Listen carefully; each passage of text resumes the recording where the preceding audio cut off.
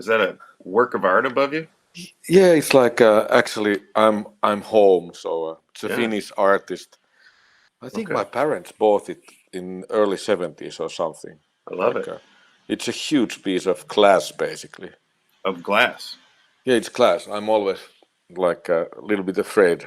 Yeah, I was going to say, I hope it's fastened to the wall. Yeah, it's really, really heavy. That's great. That's great. So, were your parents big into like artwork and? Yeah. My mother was a sculptorist and architect. So basically, I think it's like some kind of a friend of a friend who made this. Nice. So, did you grow up in Helsinki or? Yeah. I've always lived here. It's like basically, this is funny that we've been making films with Teemu like more than a decade. We started working together already like early 2000s / like late 90s. I think 2000 is the right year, but neither of us remember. So he basically grew up in a tiny, small village in the middle of Finland, basically in the middle of nowhere. And he's a son of a big farmer. And I grew up basically, let's say, more or less in Helsinki. And my mother is a sculptorist and architect. So basically, let's say that you could say that the backgrounds are a little bit different, but we haven't actually even noticed that in a way. So did you start, say, like with a interest in visual art, or was it cinema, or? Well, in my case, basically, I'm a writer. Like originally I'm a trumpet player, but but basically I'm a writer. I still play trumpet too, but I didn't know what to do. Then things happened, and I wanted to get into something. When I decided I'm not going to be a musician, actually I decided that a couple of times. But when I decided that, I was thinking that what's the like hardest place for me as a university to get into, and it was business school. So basically, I got into a business school, but while studying, I was writing basically.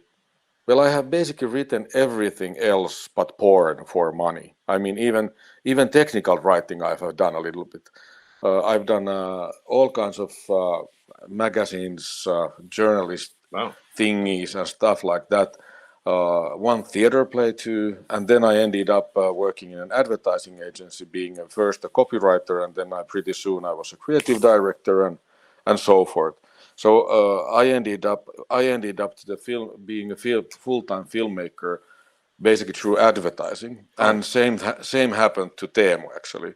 So that like he never got into the film school. So basically he got into the ad world, and was like when we met in it's probably 1999 actually. When we met, he was basically monthly paid advertising director in biggest advertising film company of Finland, and I had just founded the first advertising agency I founded. So basically I was some kind of creative managing partner, copywriter, la-di-da. And then we clicked like immediately, and we started working pretty much together. A few years passed, and then one day Teemu asked that, would you like to write short films with me? And I was like, hell yeah. And then we wrote the first short film. I think it's 2006 or 2007. It's called A Mate. It ended up in Sundance and tens of other festivals. It was pretty controversial at the time, because it was more or less like it's two heterosexual guys trying gay sex, and other one's wife is constantly disturbing them. So it's a comedy about homophobia, more or less. And so it ended up to Sundance, and then suddenly like we were considered of upcoming filmmakers by the Finnish financiers, which is pretty obvious. And after that, we decided that whatever we do, we will always do one short film per year. And now actually short film number 18 is in post-production. So whatever else we do, we always make one short. And usually it's like something which is entertaining take or comedy about something which is deadly serious. Like Right. that's more like all of our work basically is in a way. It wasn't a concept in the beginning, but that's how it feels. Yeah.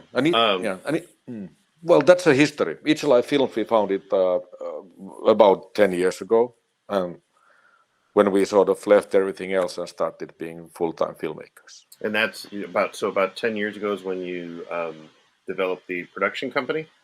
Yeah. Okay. We already produced like before that we had already done our first feature film together, so that we wrote it together and then produced it together, and Teemu directed.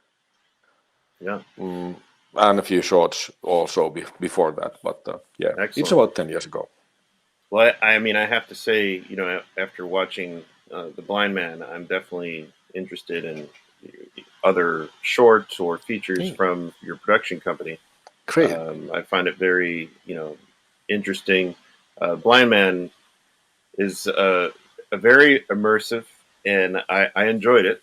And it really, at first, I was like, oh, this is a very interesting, kind of slice of life, and the type of life we don't normally see on screen, and it's very,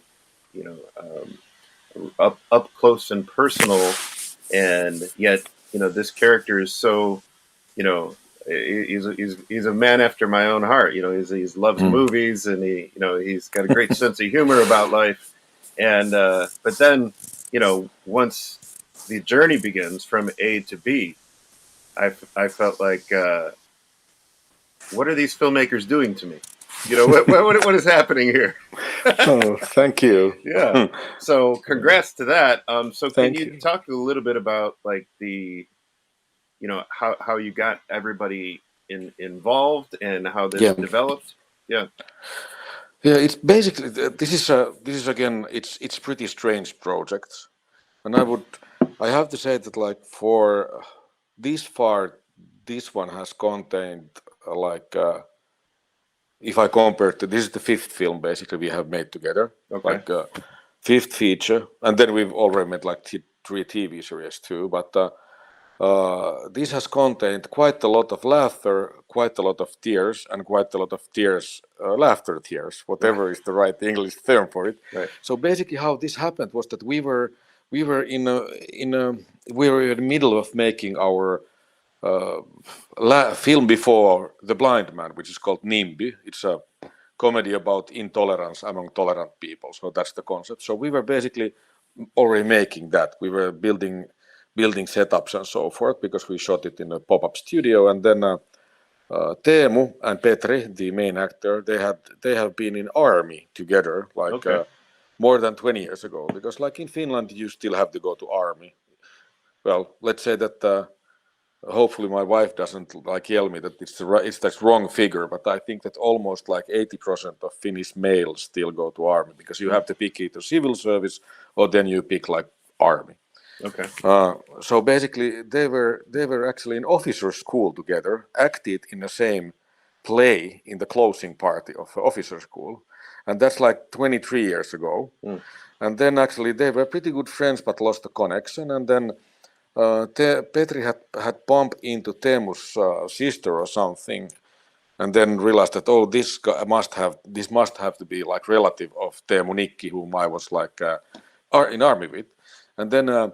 He contacted Teemu and basically said that like it's really cool to follow your career, that you actually became a director. And then Teemu of course asked that, well, did you become an actor? Because that's what they were speaking when they were in army. And then Petri asked, yes, but I'm retired because I'm blind and I'm in wheelchair and I'm paralyzed till chest. And Teemu didn't know that. So of course it's a shock.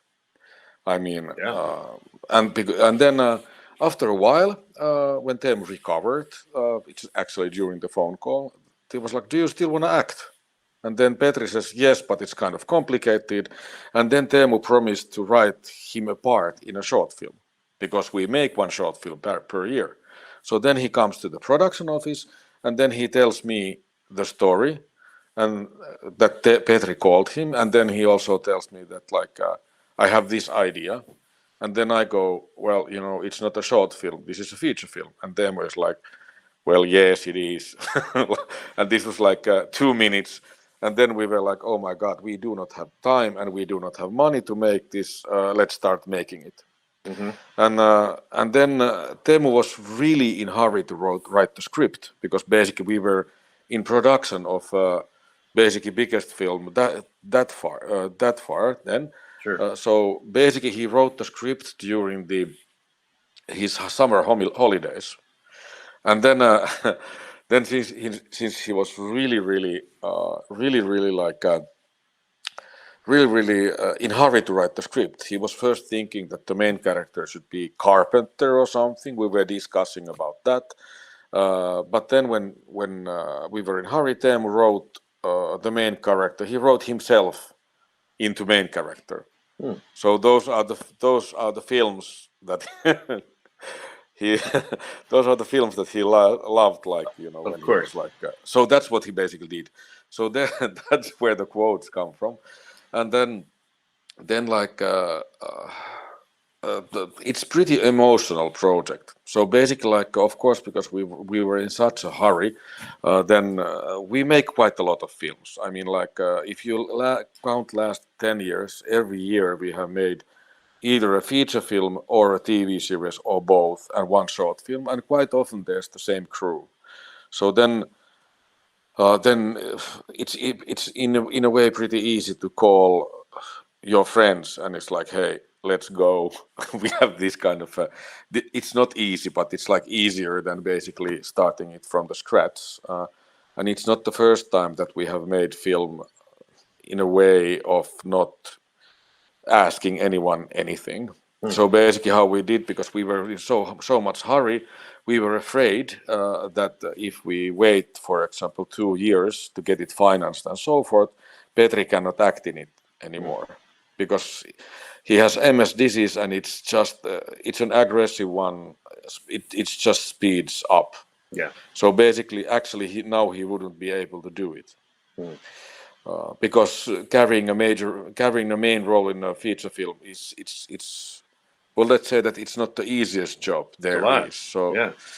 so that's more or less the story how the project started, and then after we shot it, we realized that there was a couple of things we needed like a pickup day, and then we started sort of financing it afterwards. And actually, then somewhere around the process, we won Yurima's post-production prize, which basically then gave us the rest of the money to basically make it ready.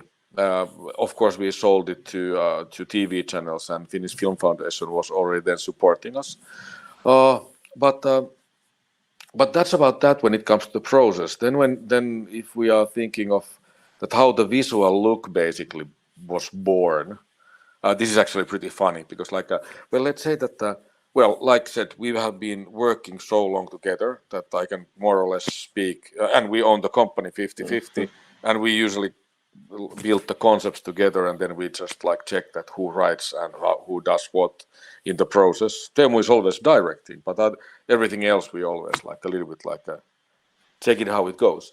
So basically, in Teemu's case, which I think that this would be a really good, really good advice for whatever filmmaker, that he always what he wants to do as a director. Actually, that's already in our writing process, but especially as a director, he wants to get somehow in the same level as the characters are, so that you are not observer, so that you respect the characters whose story you are telling, so that you are in the same level, that you are not you are not the one to judge them. Right. You are with them, more or less. So then becomes a question that how the hell do you get into the trousers of a blind person with the cinematic means? And in our case, it was plastic wrapper. It's shot with the plastic wrapper on the KitchenAid on the lens. It's KitchenAid and a small hole. That's how you did that? Yeah, that's how we did it. Yeah. And then it's old school, like it's brilliant old school filmmaking. I mean DOP Sari Aaltonen is a genius too. So, but this is actually a pretty funny story. Like Sari told this in Venice where we had a premiere. The DOP, she happens to be also like Teemu's spouse, but when Teemu was like, "Hey, I have this idea that like let's tell this story only with the close-ups because that's where it started. Because like basically, we wanted to show if he touches something like the screen here, then we would see the screen, Right. And then he's telling the DOP that I'm thinking that we should have only close-ups, and then Sari is like, "This is the worst idea ever." It'd be And then too after, much. Yeah. yeah, and then after like thinking about it after a while, and then a couple of tests, and then we were like, okay, this is it. But also one of the funniest part that usually how it goes. This is a long answer, but basically all of this is anyways like usually how it goes is that we shoot a couple of days after we have managed to get money and the idea is ready and so forth, and then I go that great, this is ready. And then Teemu is like, it might be a film, but in this case, like after we have basically filmed the whole filming period, we really weren't sure whether we have the film or not, because it was like really hard to think about references. So you basically didn't know. In a way, you didn't know what you are doing. Right. You just had a sort of the vision that it probably works. So we actually watched the first walkthrough, not even a rough cut, but so that you can see that the pictures fit together in an airplane to Toronto Film Festival, because our 2018 or 19 short film all inclusive was in Cannes competition, and after that it was in Toronto. Yeah, it's 2019, just before the COVID. Or Yeah. how the hell these years go. So It's a blur. then like at the midpoint of it, we were like, okay, we have a film. Can we have some champagne, please? So, at some point, you had to figure out how long it was going to be. Was it always this length, or was it longer? Or It was about this length, okay. basically. I mean, the even like still the script is actually pretty short in a way. Yeah. Right. Because there's a lot of like really long pictures, and that was actually in the concept from the beginning. So that definitely not a documentary, but so that we want to show like actually what kind of things and what kind of challenges and what kind of how he wakes up. What kind of a challenge is like a guy in a wheelchair who's blind basically faces. So we wanted to have like in that sense we wanted to have like a true stuff there, even though it's like a total fiction. One thing which was actually pretty cool with it, because like in this case, like Teemu and we all of us, we let's say that we wanted to work with the actor called Petri Poikolainen. We didn't want to work with the actor who's paralyzed and called Petri Poikolainen. So basically, then like in a way, if you look at the film, it's a feature of an actor. So like basically, I mean, Petri loves Titanic and he likes scorpions. He has seen it in premiere in Finland. It's the best film ever, if you ask him. So that's like one thing, which is when you look at it, even though there's a lot of stuff which basically is totally in a way real, and it's of course you have a consultant who's playing a major role. Right. So let's say that those parts are in this kind of way of making actually pretty easy in a way, but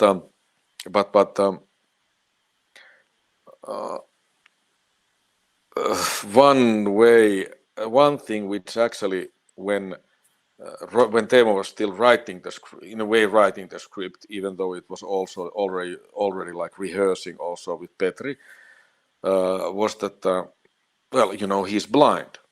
This is actually something that you don't think when you start making this as a filmmaker. He's blind, and actually that means that he cannot read the script. Right. So how the hell does he basically learn the dialogue?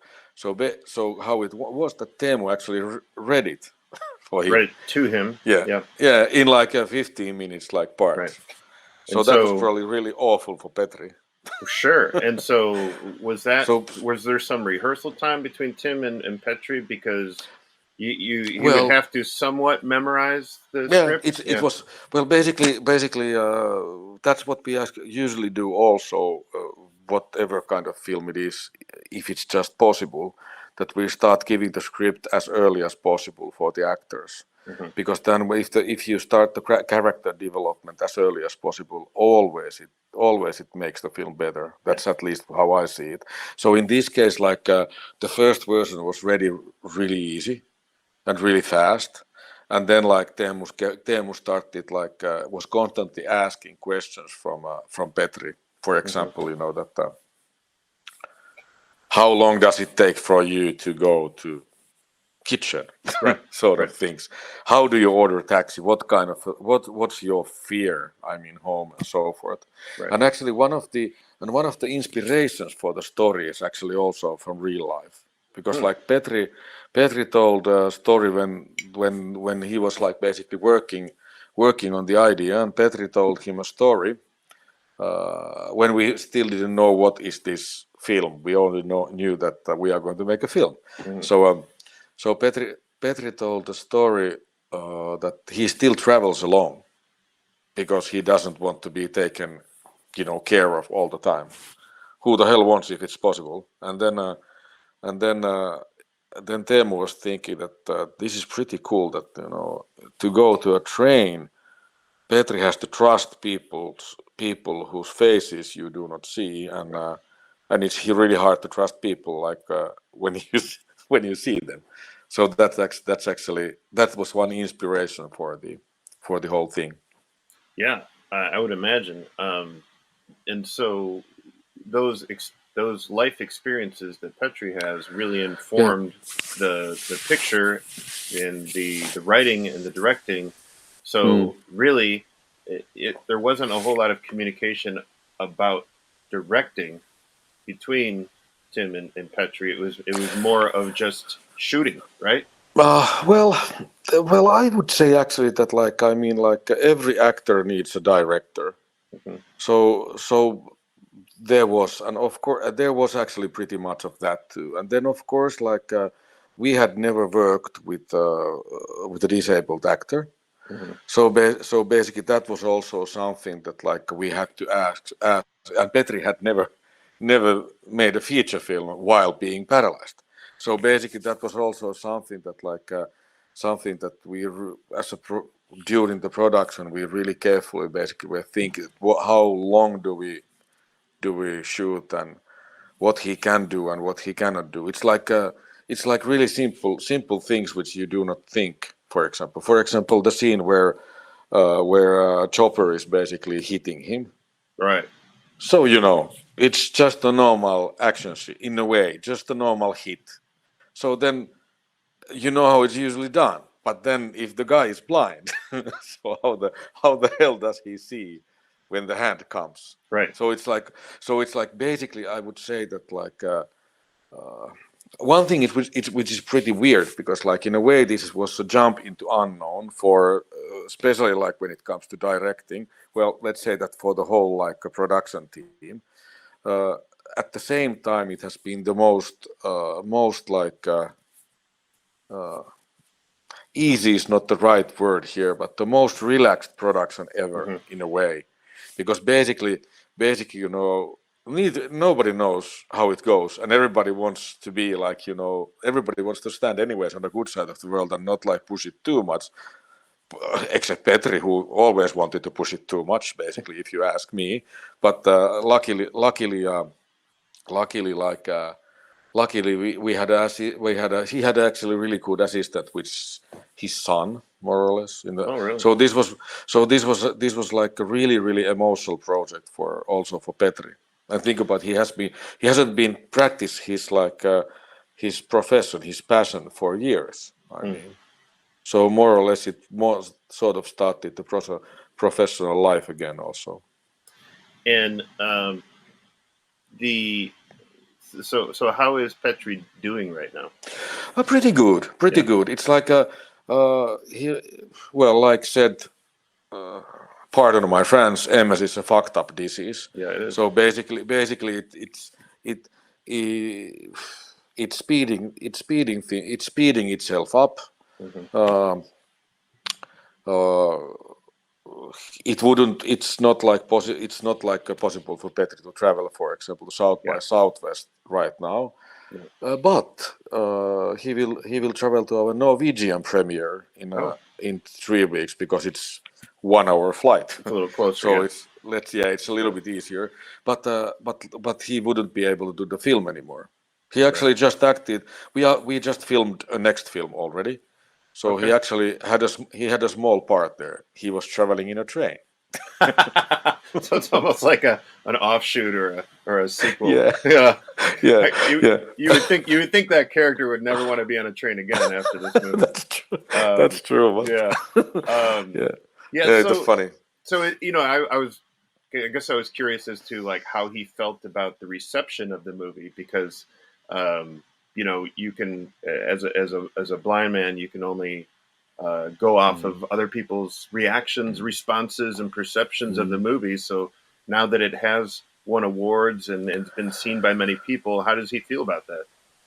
I mean, let's say that all of us were totally surprised about the reception because, like, what me and Teemu were thinking that we will definitely get a good premiere, festival for premiere. That's what we were thinking, but never ever we were actually expecting that this starts winning something. So yes, Teemu said to Petri like after we shot it that you will be at the festivals. Wow. So but just as joke and a hunch. But I mean, and this is a good example, and that Petri was just named for. Finnish Oscars, they are called Jussi. Yeah. So he was just named, he's like a candidate for best actor. Wow. So again he was surprised. And now it's like always. Well, again I had to cry a little bit, said Petri. Petri on phone. So basically I think like still it surprises both him and me and everybody that actually it turned out to be this good, the reception. Well, I have to say, after watching it, I'm not too surprised, actually. I mean, I could tell how you and your crew would probably be surprised because you don't expect something like this. But when you see the final product, I was all over the place because I was touched, I was moved, I was very curious about how this would turn out, the journey. I was upset, angry, and then in the end, I was like, it was like a thriller. It was like a Mission Impossible movie, it was like, what is going to happen here? So I was, the word of mouth from me is going to be pretty strong. I'm telling people about this. Yes, I'm telling everybody. Yes, that movie with the long title. It's worth it. Go check it out. It's like, wait, the blind man who refuses to see. What is this? But I really was. I try to see movies that will maybe get seldom noticed, and I try to seek out movies that would benefit from a wider audience. And so I definitely think this is one. So I'm going to be talking about this movie a lot this year. And thank you. Yeah,